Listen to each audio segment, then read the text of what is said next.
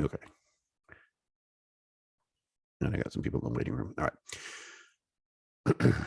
Okay, so we just started the question set. We're talking about the 15th Amendment, and the right of the citizens shall not be denied or abridged on account of race, color, or previous condition of servitude. So this is obviously affording suffrage rights to former slaves. But this right here is where the trouble starts. Congress shall have the power to enforce this article by appropriate legislation. Well, that initially happened in the late 1800s, but it didn't go anywhere. And I don't remember what exactly the problem with it was, but it wasn't certainly enforceable.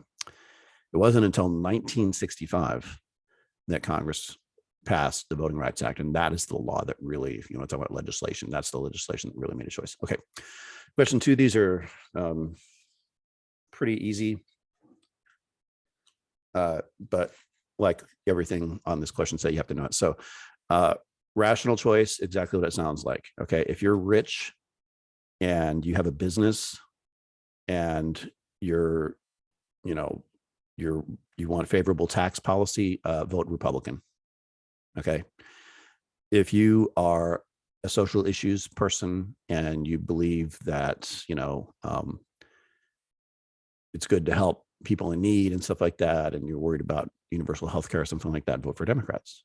So does your vote make sense is rational choice. Retrospective.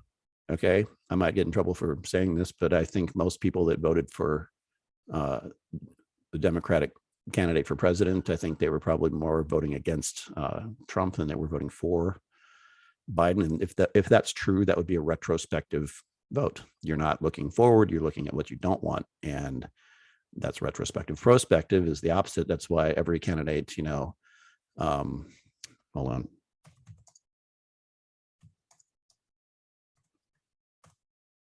Okay, so here's Obama talking about hope and change. Okay, it's kind of the standard message. And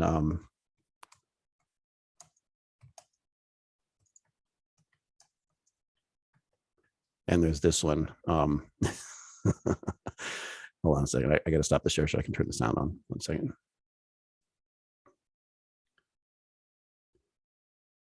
Share sound. Okay. And I got to figure out what I'm sharing. That was not the right screen. Apologize. Okay. Here's Bill Clinton. The President of the United States, William Jefferson. Hopefully this is the right clip. In a place. Oh, here we go. Here we go. To build that bridge. Can y'all see that? Thumbs up.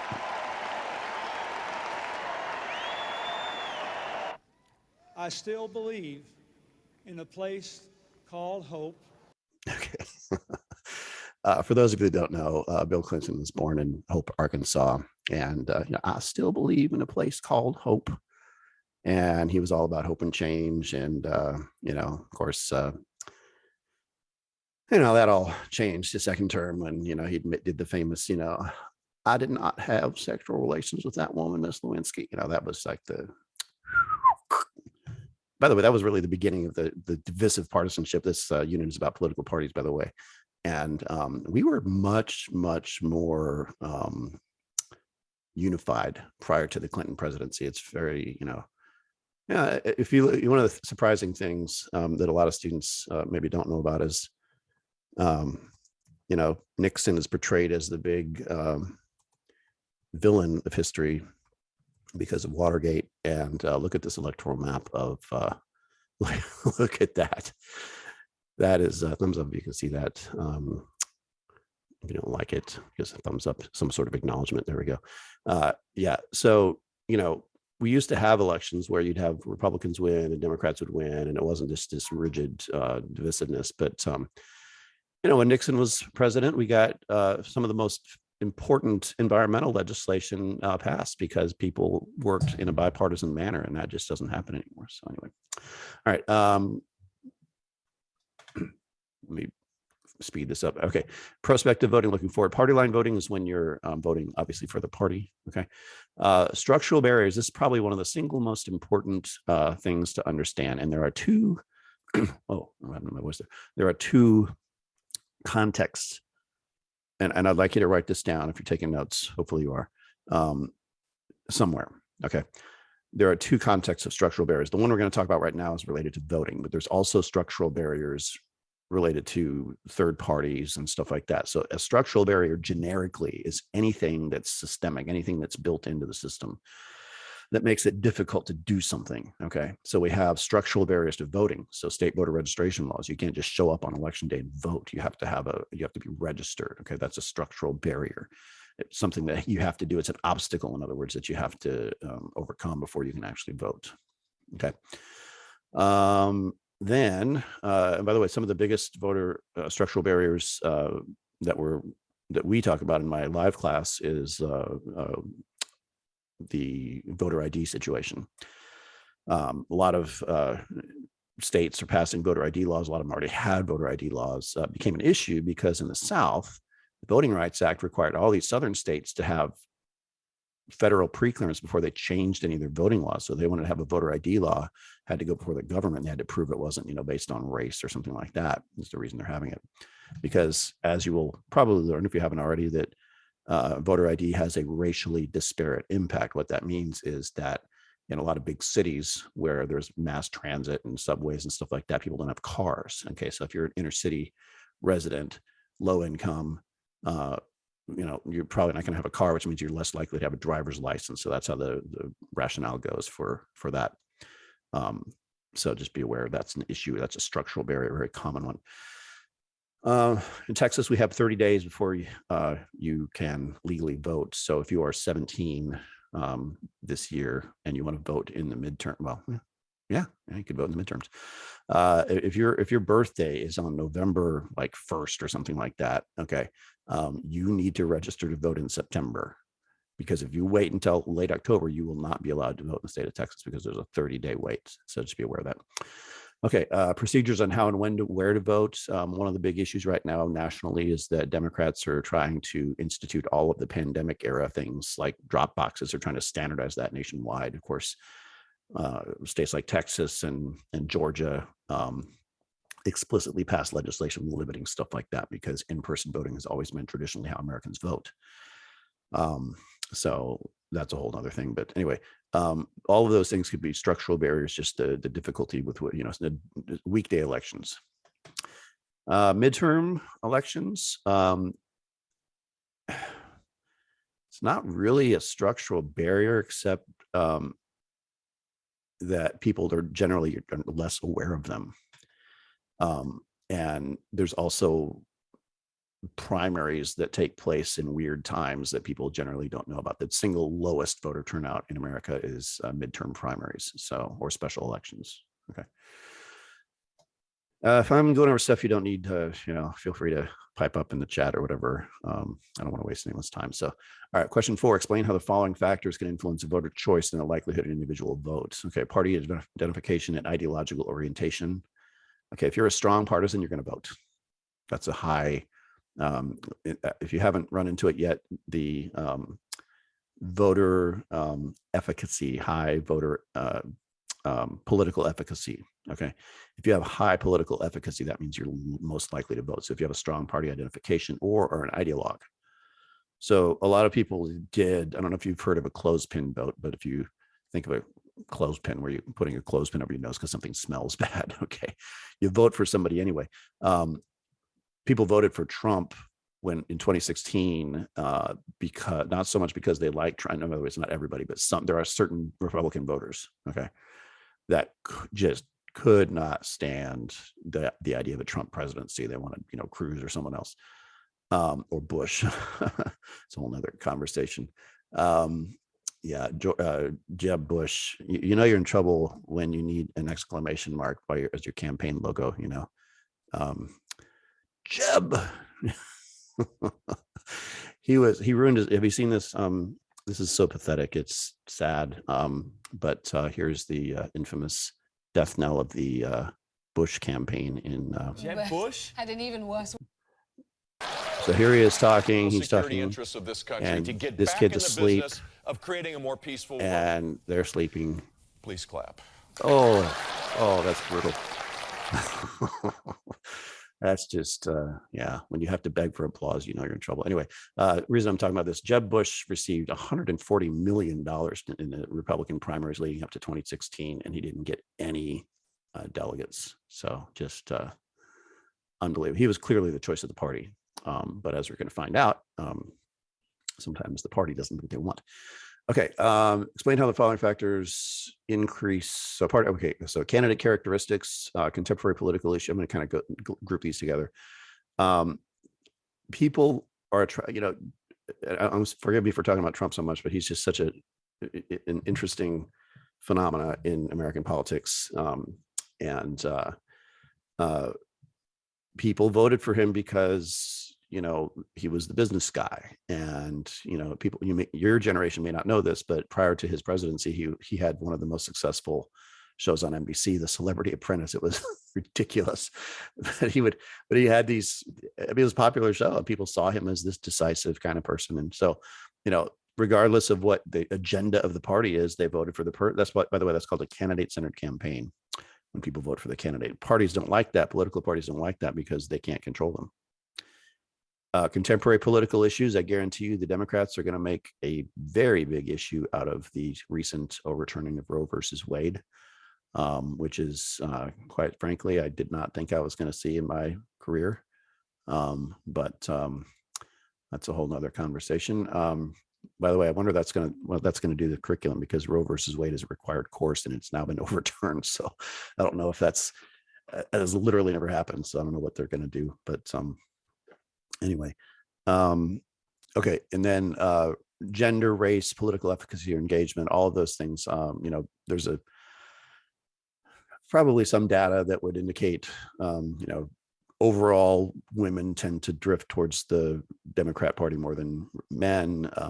Religious types, I play drums at church bands. That's where I was this morning, and they announced they're going to, talk about Roe versus Wade, and of course, 3 services in a row broke out in applause. So you can tell what a religious, congregation generally feels about that issue. That's going to affect their politics, obviously. And race and ethnicity, we're seeing some shifting around here. African Americans overwhelmingly vote for Democrats traditionally. Parkway Fellowship. It's near Cross Creek.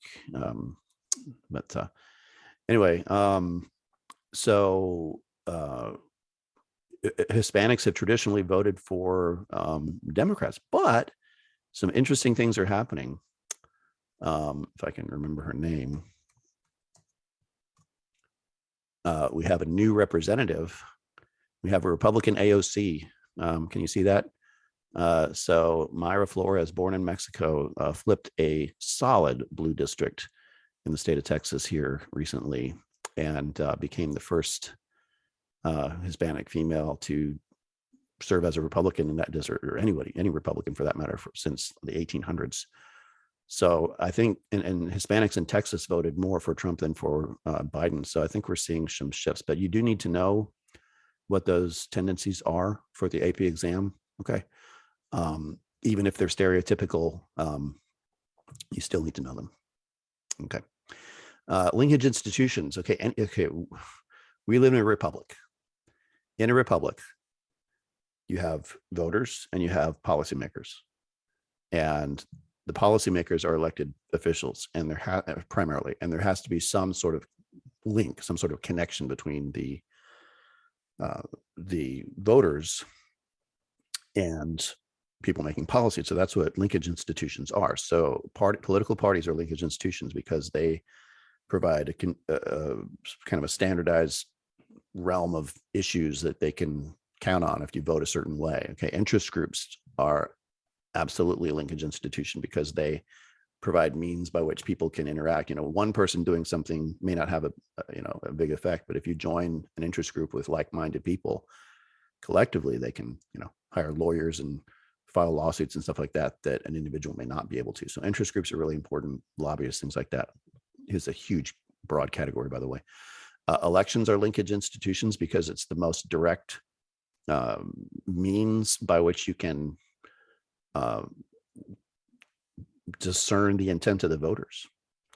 So elections are linked, and of course the media is a big one. The media is so important to politics that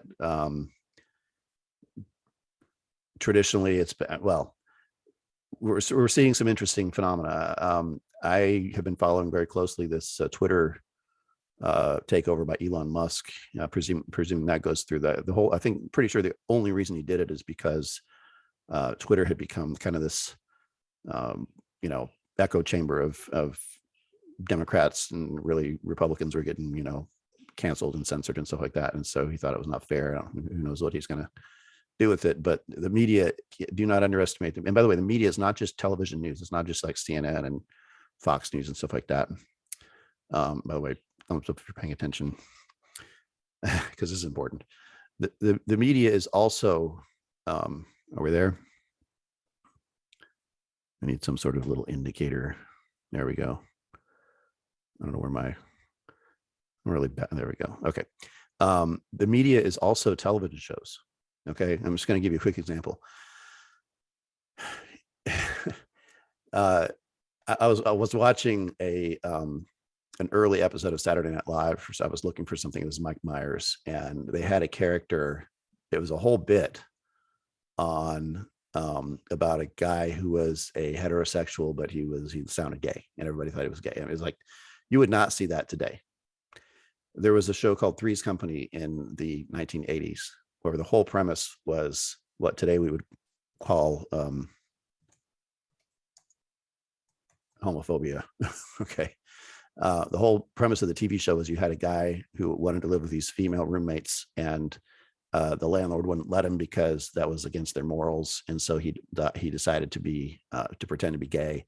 And that's the whole premise of the show. And it was a huge hit, sitcom in the 1980s.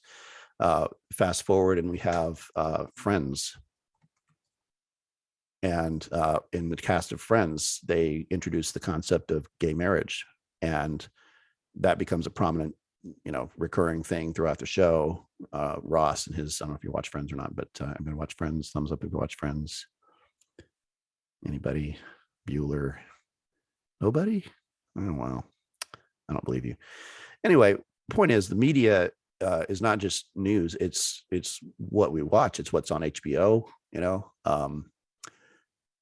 okay, I'm not, I got in trouble in my live classes for mentioning this, but TV shows like Euphoria, which is on HBO apparently, and apparently that show has a prominent trans character. Okay.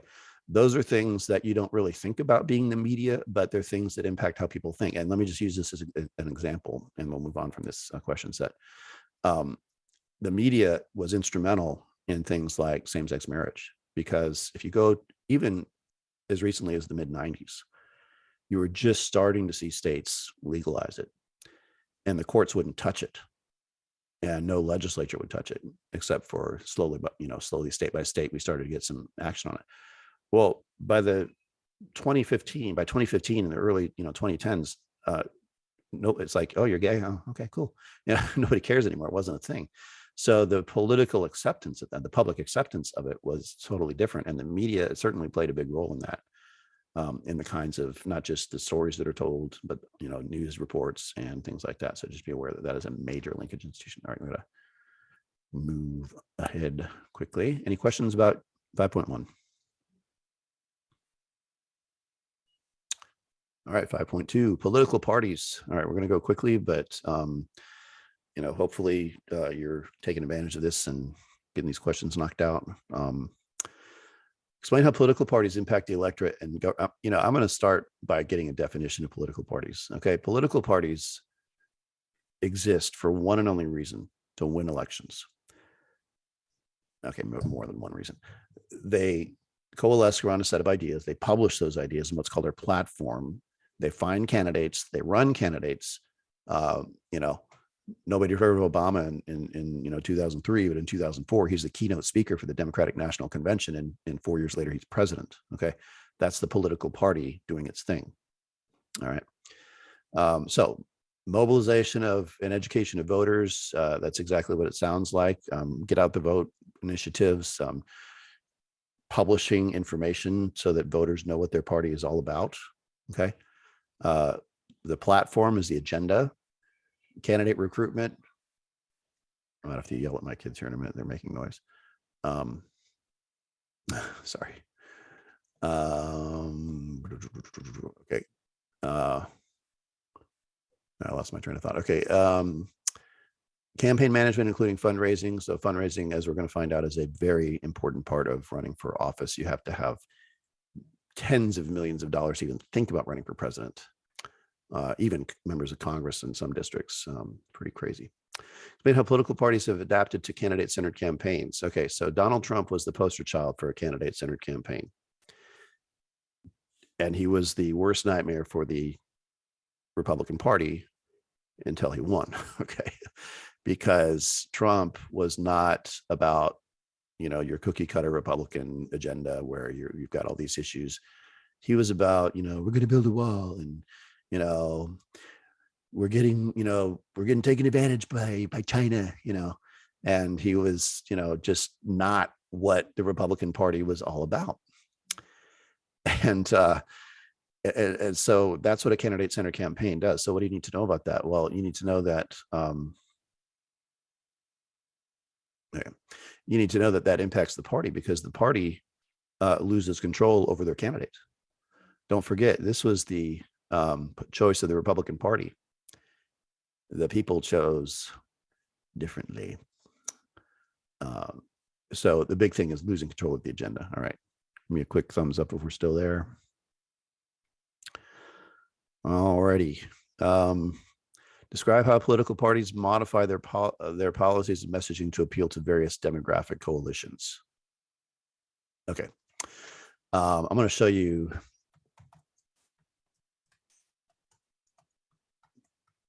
Just like being in my live class. Okay. Mitt Romney, his campaign manager was being interviewed, and this is not the right clip.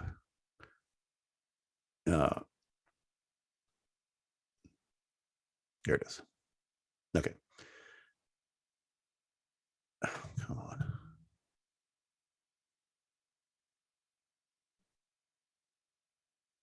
All right, hold on.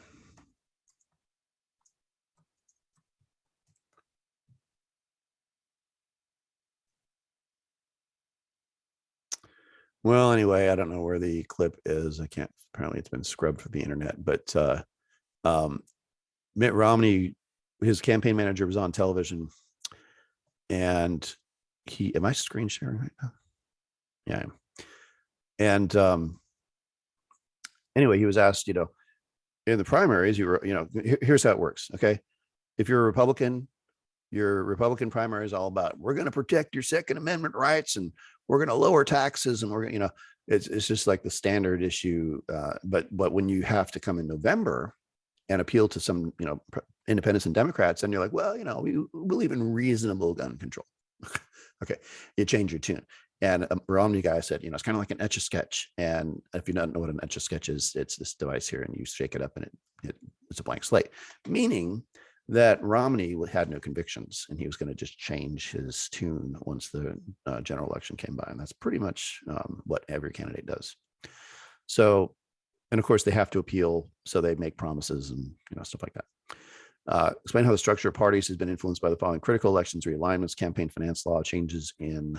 Okay. So a critical election is first of all, they're rare. Okay. And let me see what I can find here. Okay. So these are all the election results throughout time. Can you all see that? Thumbs up if you can see that real quick. Okay. And you'll notice that in the South, it used to be deep blue for decades. Okay. All these southern states. And of course, this is the Democratic Party of the post-Civil War era, which was largely in favor of segregation and all that kind of stuff. Okay. And then a funny thing happened in the 50s.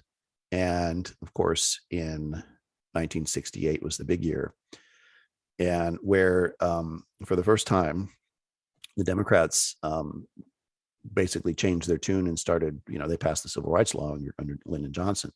And ever since then, with a few exceptions, these southern states have been solid red for the most part. That is a critical re-election. That is a critical election, 1968. Okay. And the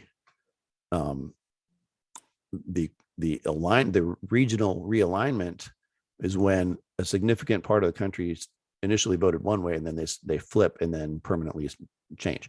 So, to the extent that Donald Trump flipped the upper Midwest and states like Pennsylvania and Ohio, in particular Ohio, if those states, moving forward, start to vote Republican because of his trade protectionism and stuff like that, that could have been a realignment, but we don't know because you guys will be my age by the time we figure that out. So it takes years to determine whether one has occurred. All right.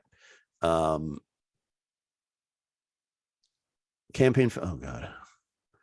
Okay. How has the structure of parties been influenced by campaign finance law? Well, quite dramatically. There's a favorite cartoon that I could show you if I can find it real quick here in my materials that illustrates this pretty well. And it is, here it is right here.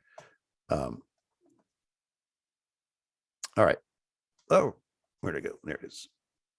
So what we have here is Obama. And he has got his hand in the coin box, if you don't know what that is. And he's playing Super PAC, not Pac-Man, but Super PAC. And his political action committee is Priorities USA, which if you've read your materials, you should wait. But what? Yeah, candidates cannot have Super PACs. That's prohibited under the federal election, under the Bipartisan Campaign Reform Act. And here he is, I was just trying to fix it. My hand got stuck. And this is not a fish. Some of the students said it's like a dead fish. No, it's a Democrat donkey. Okay. And the Democrat donkey is like horrified. It's like, what's going on? Because the candidate is more interested in the super PAC than the political party. Now, think about that for a minute. Why has that happened? Well, blame the Supreme Court. Okay, everybody's mad at the Supreme Court, apparently, if you're a Democrat anyway. Blame them for this too, because the Supreme Court and Citizens United, as you should know, determined that corporate money used to pay for ads and stuff like that is protected by the First Amendment as a form of symbolic speech. So immediately after that, all these super PACs popped up, and a super PAC is not an official entity. It is a nickname given to a lobbying group, an interest group that favors the candidate, and they do so independent of the candidate, independent of the party. So now the political parties, in addition to competing with each other, they have this third realm that they have to deal with these super PACs. So there's really changed everything. So campaign finance law, first of all, has been an utter failure. We'll talk more about that, I'm sure, in a minute. But it's really harmed the parties in a lot of ways because there's so much money now. Every attempt to limit money has resulted in more money being used. And now we have presidential campaigns that cost, $2.5 billion, which is what Hillary Clinton spent in 2016. Unbelievable. Communication data management technology. Obviously, Trump, when he was president, used Twitter before they kicked him off. That's a dramatic thing in politics because you can reach and micro target groups and things like that. So, but political parties use communication technology, disseminate control political message. I think we kind of already answered that. Explain how the winner take. Okay, this is a huge one. Winner take all voting districts are a structural barrier to third parties. Okay, so here's third structural barriers in a different context. The structural barrier makes something more difficult. Third parties never get a foothold in America because we have this two-party system. And if you have trouble understanding it, forgive the sports analogy, but in professional sports, we have the American League and the National League. Oh, sorry. Some people either left or got kicked out. Welcome to the room if you're just joining us. Sorry if you're in the waiting room for a long time. Winner take all voting districts. Here's how that works. Okay. If you have, let's say, 5 candidates in a primary and one gets 30% of the vote and everybody else gets 20 something percent less, in most American jurisdictions, the one with the most vote wins. Some will have a runoff. Okay. But when it comes to general elections, it's almost always winner take all. So if you're a third party and you're struggling to even get your message out, let alone qualify to get on the ballot, you've got all these barriers. So for example, the two major parties already have a national presence. They have, you know, a national convention. They have a leadership structure already in place. Okay. The third parties that are out there, they usually have to start from scratch. Okay. So, you know, whereas the Democrats and Republicans, they can just climb aboard an airplane. The third parties has to build the airplane. Okay. If that makes any sense. And it's really tough. They have to qualify every single election, and it's really expensive. And typically the only ones that have had any success at all have been, you know, billionaire types like Ross Perot in 1992, who you should all know. My students were very happy because they asked about third-party structural barriers on the AP exam. And I spent a lot of time talking about Ross Perot. Ross Perot, his big thing was the deficit when it was only $3 trillion. He'd be like, we got to do something about the deficit. It's going to get us, you know, and people, I mean, he took out these hour-long commercials where he would just lecture people, you know, and he got 20 million votes, but he didn't win. He can't win because winner take all rules. Okay. Bill Clinton in 1992 had 43% of the popular vote. There it is. And Ross Perot had 19 million votes and 0 electoral votes. So that's what plurality elections do. It's a really big thing that the College Board loves to test on that. Explain how the incorporation of third-party agendas into platforms. Okay, so here's the other thing. Perot got 20 million votes on the deficit and the national debt. So the Democratic Party and the Republican Party, guess what they did? Fine. Or don't, I don't care.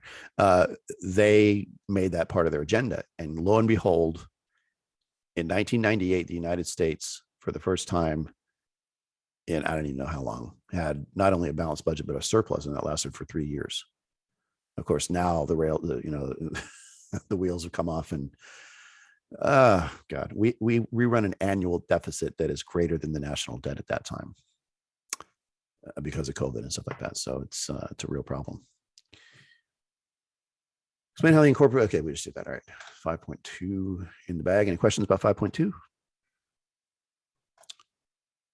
All right, I've totally lost place. Here's 5.3. That's not 5.3. Did I click out of it? I sure did. Oh, there it is. Out of order. Okay. Explain how interest groups. Okay, so here's a very important, and I'm going to kind of talk generally through these because we're looking at the time and I don't want to take you too long here. While political parties find candidates, run those candidates, put them on the ballot with the goal of winning elections to implement their agenda. Interest groups do the same thing. Interest groups, the only difference is they don't field candidates. They help candidates win. They can. Some of them do. There's all different kinds of interest groups. But the one thing they all have in common is they're trying to achieve a policy goal. The difference between political parties and interest groups is interest groups don't have any kind of candidates that they run. They have agenda items that they're trying to enact, and they do so regardless of who's in power. Okay. All right. So interest groups can educate voters. One of the things they do is like a voter guide. So if you're A+ rated by the NRA, you're probably a Republican. Okay. Had to take a guess. Educate office holders. So here's an important one. This doesn't maybe not seem as important. This is actually super important. Okay. Interest groups, and particularly lobbyists, the most valuable thing that they have is not money. It's information, because information is hard to come by. And so when you have specialized information and you inform your political class what needs to happen, then policy can be adjusted accordingly. Okay. Hang on a second. I'm going to go yell at my kids to turn on the volume. All right.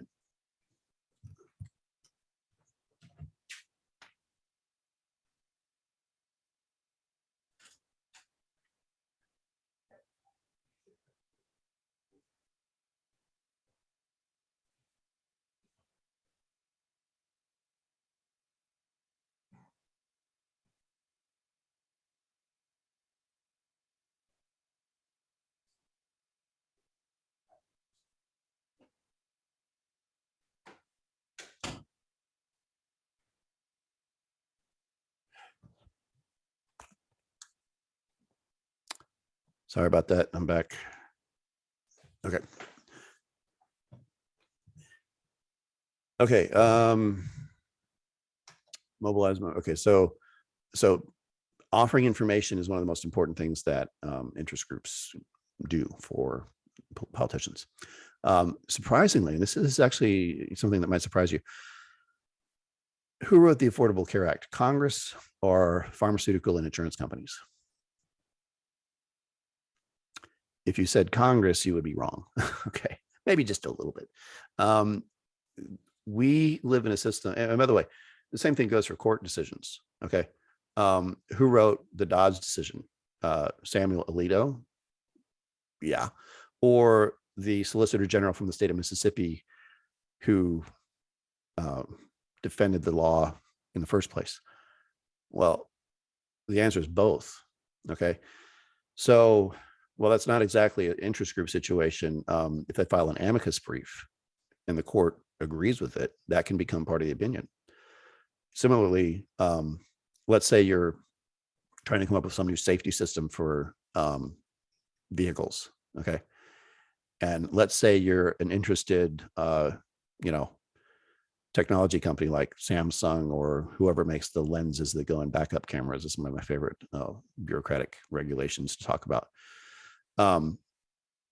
If the government tries to make policy based on just what they know, they may make really bad policy but an industry specialist who knows what the costs of materials are, what the capabilities are, for a backup camera to work and the screen that it displays on, it has to be of a certain resolution to be effective. It has to withstand 150-degree heat in cities like Houston.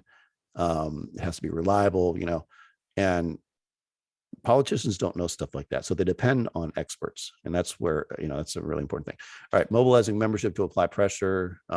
So I was reading my father-in-law's copy of the AARP magazine, and I'm not old enough for that yet.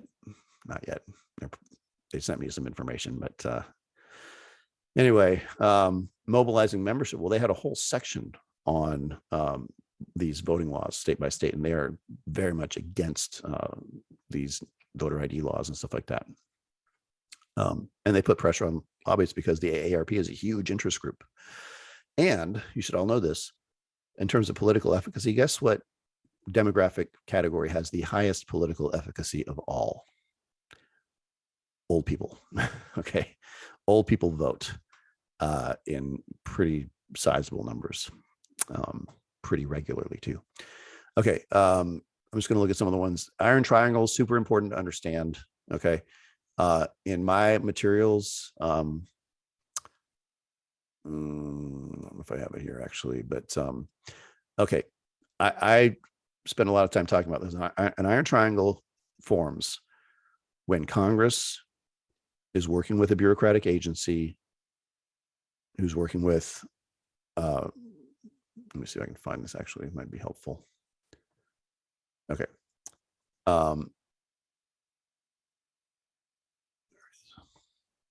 Okay. So this is a typical iron triangle. Okay. You have the House Armed Services Committee, you have DARPA, which is a Defense Department sub-agency. You have Lockheed Martin, a defense contractor. Okay. The Pentagon wants the latest, fancy, I would call it a hyperjet. I don't know what they're called, 5th generation fighter jets, I guess. They want the latest, greatest technology. Okay. But Congress doesn't know how to do that. They depend on the Pentagon doesn't know how to do that. They depend on industry. So naturally you have this relationship that forms, And look at how things happen. Congress gives money to the Pentagon. The Pentagon spends the money, gives it to Lockheed Martin. They like that because they get they get their profit. In return, they send money the way of members of Congress that sit on important committees. In return, they get friendly oversight, which is if something goes wrong, Congress can conduct oversight. The defense contractor says, hey, yeah, I know you want that fancy technology, but that's just not there yet. So how about this instead? They can come up with they can inform Congress what's possible, and then they will recommend those policies to Congress, who passes the money, passes the funding. So an iron triangle is really a policymaking model that forms pretty commonly in America. And the good thing is it's efficient, it's mutually beneficial for all parties. The bad thing is there is lack of regulation. And the worst example of this ever, in my opinion, is, in fact, I'm kind of worried because my daughter is flying to Dallas soon. And I looked at the flight and one of them is a 737 MAX, which if you don't know about the 737 MAX, it's an airplane. It's Boeing's latest and greatest thing. It's supposed to compete with Airbus. It was rushed to market. The whole thing, the reason they made it was because they needed larger, more fuel efficient engines, and the engines were simply too big. So instead of redesigning the aircraft, they set them higher on the wing and put some software in the plane without telling the pilots that was nosing down the plane if it went too high and risk stalling. That's a huge, unforgivable problem. And 2 planes crashed, brand new, because the FAA trusted Boeing that these were not needing to be recertified. That is a regulatory failure, and it happened because of an iron triangle. Because Boeing was too trusting of the FAA. Boeing was basically deceiving the FAA, hiding things. The FAA was perfectly trusting of Boeing because they had a perfect record practically until then. So, okay, this is a big one they talk about. This gets tested a lot. It's really simple. Okay, wealthy interest groups have better success than poor ones. Okay, consumer advocacy groups don't have a lot of money. Banks do. Insurance companies do. Therefore, the policies that are enacted tend to favor, big companies. Shocking, I know. Okay. Unequal access to decision makers. We talk about who lobbying, which is insider lobbying. And if you have an interest group with a lot of resources politically, they can get things done easier than an interest group that's kind of an outsider. The free rider problem exists when people receive a benefit that they didn't participate in that interest group. So none of you were alive when the minimum wage was established at $7 an hour, which is laughable because the market wage here in Houston is higher than that. Pretty sure even the people doing yard work are getting more than $7 an hour because that is lower than the market wage in most cities. But to the extent that you benefit from the minimum wage, if you didn't participate in the whatever interest group was that advocated for that, you probably you would be considered a free rider. Okay, some of these are pretty straightforward. Single issue groups, ideological and social movements form with the goal of impacting society and policymaking. Okay, the classic example from the 1980s is MAD, Mothers Against Drunk Driving. You can see their website here. MAD formed in the 1980s, and it was an advocacy group, talking about people that got killed in drunk driving wrecks. And when I was in high school, right when I entered high school, they changed the drinking age from 19 to 21 in the state of Iowa, which is where I'm from. And of course, with 19 as the drinking age, there's some high school kids that are seniors that are 19, and in a lot of states it was 18. And almost half of the senior class at any given time is 18 years old. And of course, if you have been to high school, you know that it is common for underclassmen to mingle with upperclassmen, and then everybody has access to alcohol, and then you mix that with beginning drivers. And so Mothers Against Drunk Driving basically succeeded in getting the drinking age changed nationwide. Okay. And by the way, throwing back some federalism stuff at you, they did that with a condition of aid. Okay. Not a federal mandate, a condition of aid. They said, okay, you can have your drinking age, whatever you want it to be, but if you want billions of dollars of highway funds, it's got to be 21. And the states were like, okay. Describe how competing actors such as interest groups influence policy making. Okay, so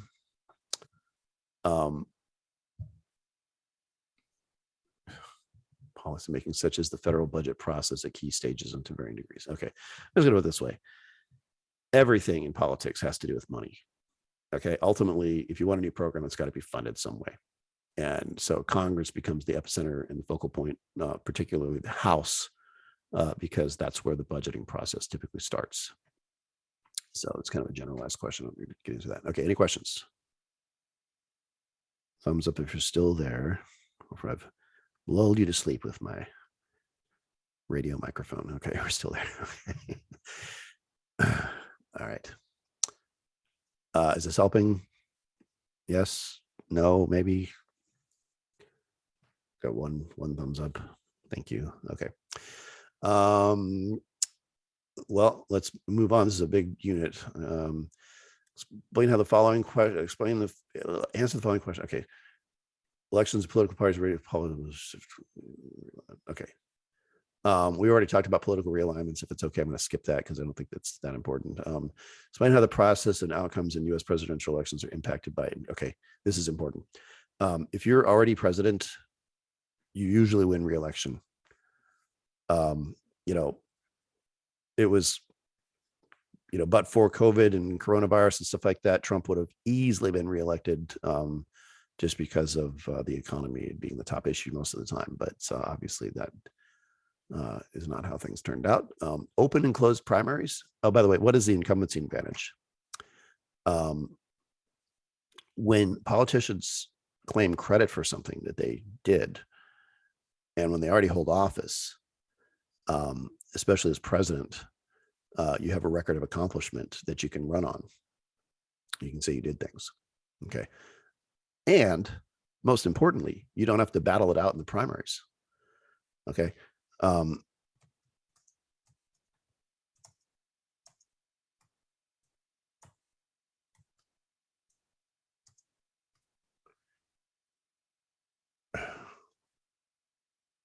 Hold on. Okay. This is probably one of my favorite teaching tools on the internet with regard to this stuff. Okay. In 2016, you had a wide open field. You had four major candidates that emerged. You had Clinton and Sanders. Okay.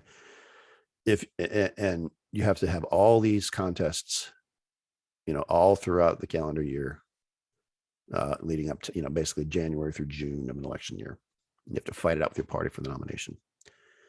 If you're an incumbent, you don't have to do that because you've already got the nomination. Simple. Open and closed primaries. In an open primary, voters from either party can vote. In a closed primary, it has to be a registered member of the party. So if you're a registered Democrat and you want to monkey with the Republican primary by voting for someone you think won't win, you can't do it in a closed primary state. Texas is an open primary state.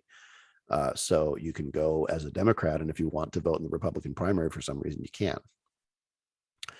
So there's good and bad for both of them. Closed primaries are more accurate survey of the party, and it's more pure because you don't have the possibility of people monkeying around and voting for people for weird reasons. A caucus is a group meeting. It's kind of bizarre.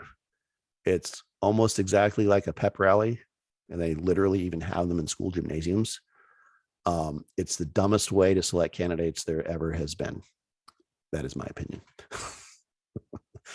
Why do I say that? Because I, as a kid, grew up in Iowa. I went to the Iowa caucuses, and my parents went one time, and then they're like, okay, we're not doing this anymore, because you're literally there with your neighbors and they can see who you support politically. There's no anonymity. It's a group vote. And of course, that dramatically decreases voter turnout. So Iowa is about the dumbest state in the universe to have, and I'm from Iowa, by the way, I can say that, to have as the first in the nation contest for a presidential primary, because the turnout is so low and people that show up to these things are not typical of the people who vote in November. So caucuses generally have low voter turnout. Now, there is a different context for a caucus. In Texas, we have caucuses of the party to select delegates, and that's a whole nother, this could turn into like 6 hours if I go into all that stuff, but there are limited purposes of caucuses in most states. But in terms of selecting the president, Iowa is the only notable state that has a caucus process. In an election year, each party has a convention where they select candidates, they determine the party agenda, publish the platform, introduce new talent. Okay, I'll be writing this stuff down. And most importantly, nominate someone to be their nominee. Okay.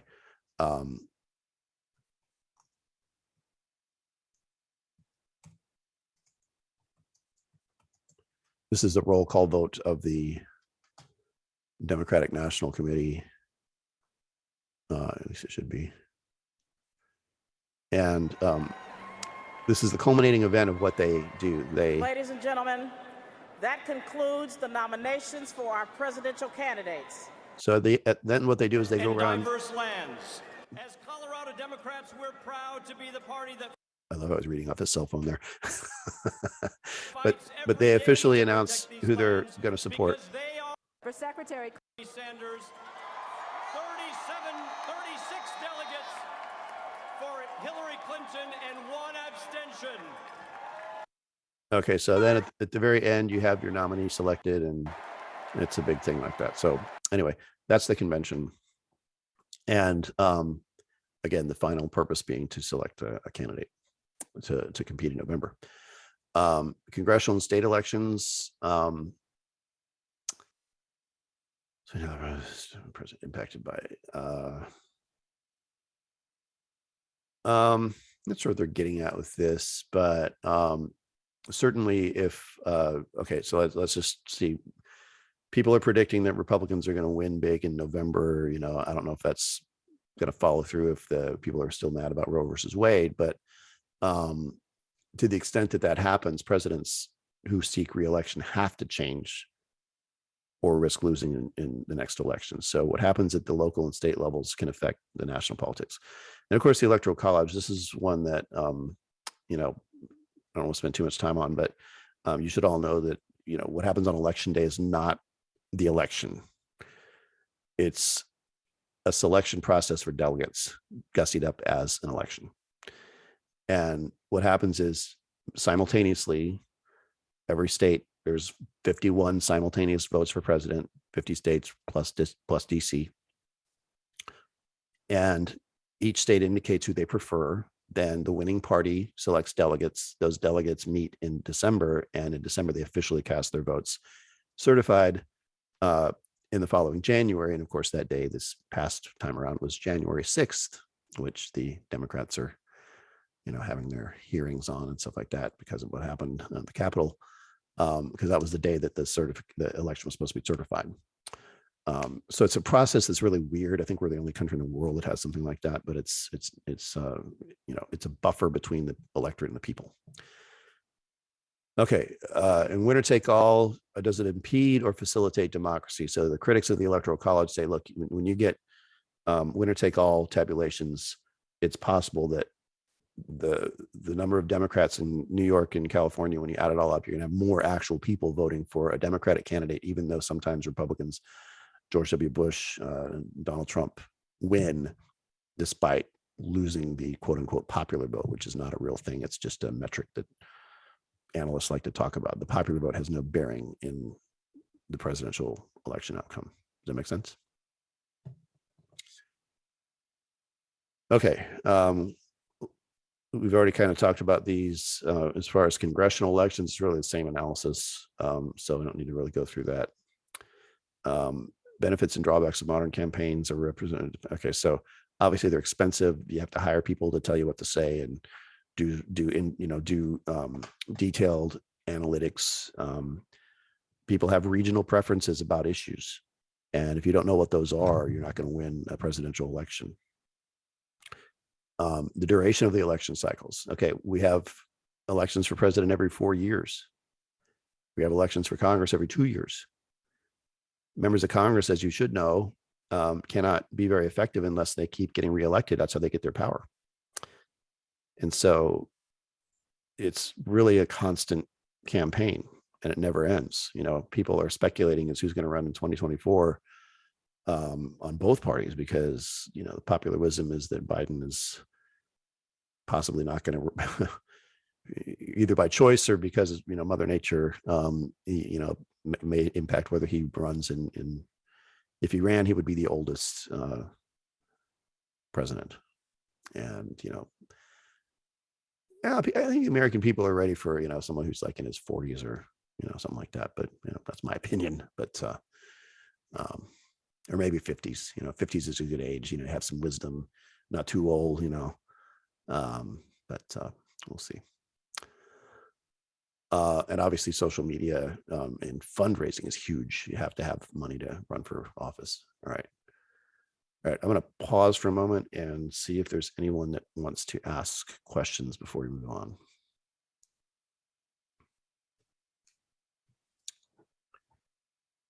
Okay. Well, home stretch here. Explain how federal legislation and case law pertaining to campaign finance demonstrate the ongoing debate over the role of money. Okay, so this is the bipartisan. You know what? I'm going to demur on this, and I'm going to point you to this very, I think, well laid out thing about campaign finance. I have it all very succinctly summarized, and I thought I did. Stuff on elections in this set of materials is actually really good. You just have to read it. It's probably better than most textbooks, but I'm biased because I wrote it all. But anyway, here's congressional elections, and here is modern campaigns and campaign finance. And let me just kind of give you the short version of all that. Okay. The Supreme Court has made it almost impossible to regulate money in politics because of free speech. But the only things that have succeeded, and this is what you need to feature in your notes, okay? Stand by your ad provision.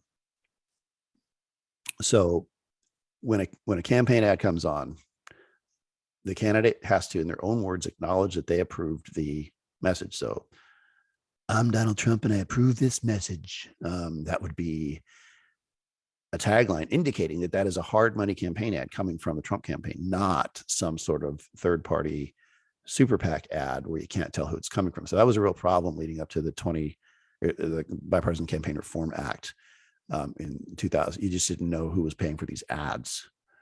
Okay. And of course, Citizens United was a nuclear bomb in the campaign finance world because it just opened the floodgates, to quote from Barack Obama, for political spending. It just removed limits. And to make matters worse, if you organize a certain way, you can even do it anonymously, which is just insane. Describe how traditional news media, news communications profoundly influence how citizens routinely acquire political information. Okay. This is a favorite of the College Board. Okay.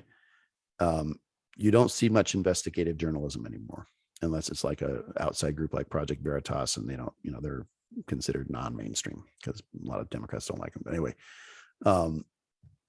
the reason is it's expensive. If you turn on MSNBC, Fox News, CNN, Newsmax, whatever news format it is, you will see the same thing. It's some commentary, and it's primetime programming, by the way. A host will say some stuff, have a monologue, and then there'll be talking heads. Okay. You will not see in fact, the only investigative journalism that tends to happen is at the local level, these consumer watchdog groups and stuff like that. Nationally, it's almost a thing of the past because it's expensive to do and nobody watches it. We live in the Twitter world where if you can't say it in 3 words, okay, 30, whatever it is, I don't know. People lose interest. Okay.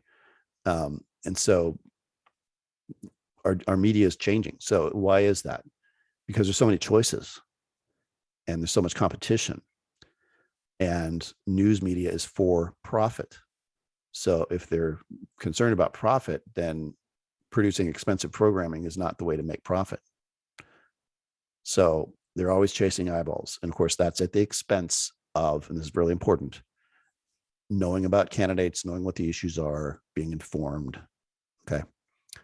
We live in a soundbite world, and that's what the next one is about too. Horse race journalism, this idea that they'd rather focus on who's ahead, who's winning, than what the issues are. Horse race journalism especially is prevalent in presidential election years.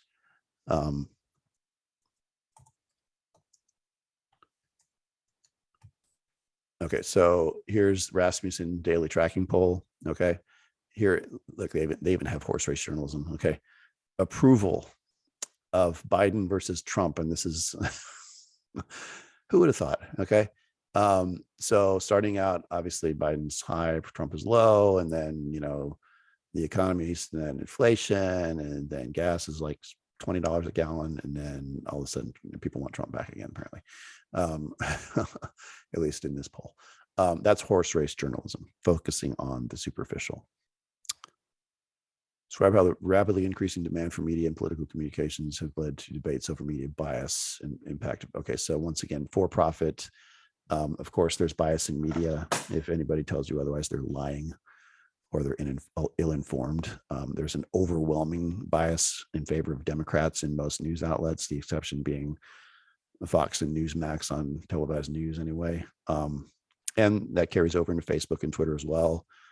We'll see what happens with, and I think, well, Trump's got his truth media, yeah, with like a tiny fraction of the participation of Facebook and Twitter, and I guess now TikTok and Instagram and all that. But obviously that it affects the way people think about politics. Consumer-driven media. Okay, so reinforce existing beliefs, uncertainty over the credibility of news sources. Okay, so again, confidence in news media has dipped dramatically since, here's some things to think about. Okay. 45 years ago, the average household at 5 o'clock in the afternoon was watching the evening news. 70% of homes watched the regular evening news broadcast in those time periods. And then in the 80s, there was cable. In the 90s, we had the internet. And then we had all these cable news channels and all of these internet sources and new things like social media. And all of a sudden, people are getting information from all over the place. And the fact that we even have words like misinformation and disinformation should tell you everything you need to know. There's no, it's just, my advice is buyer beware. Don't get your news from the same source over and over again, or you're going to have and of course that affects how people vote.